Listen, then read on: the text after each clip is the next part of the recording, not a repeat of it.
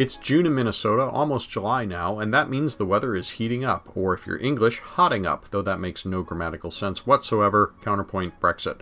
Anyway, through the season's first month and a half, we've heard some disturbing reports here and there about misunderstanding of thunderstorm and safety requirements. Let's get these cleared up.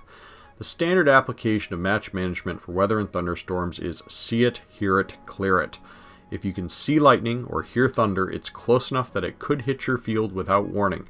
Don't mess around, suspend your match, order the teams to shelter, and get your own butt off the field before you turn into deep-fried ref on a stick. That's a Minnesota State Fair thing.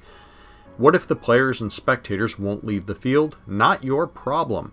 You told them to leave, get yourself to your car or indoors. If they don't follow your instructions or lead, that's not your problem. Just set a good example. You don't restart the match until 30 minutes have passed without any audible thunder or visible lightning. Any strikes during that delay, the clock resets to 30 minutes. Because we have a fairly large state and games are typically played in evenings, darkness may become a problem with prolonged delays and teams having to drive home. Referees should remain in contact with the coaches of both teams during delays and work with those coaches to make decisions on whether to abandon the match or adjust half length.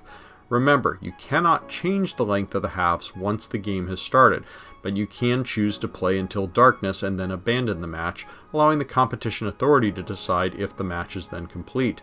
If the game is not started, you can work with the coaches to agree to shorten the half lengths, again as long as both halves are the same length, because, if they're not the same length, then they're not really halves, are they?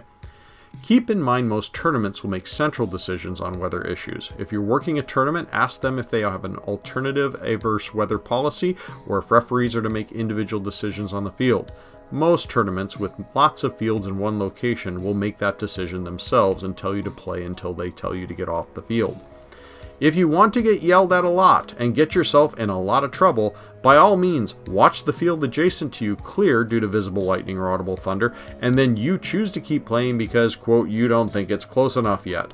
Believe me, your position becomes pretty untenable if there's visible lightning or audible thunder and you try to keep your game going while the other fields around you clear. And the SRC is not going to defend your actions in such cases. Safety always trumps finishing a match. If you have any further questions on this topic, please don't hesitate to contact us through www.minnesotasrc.com.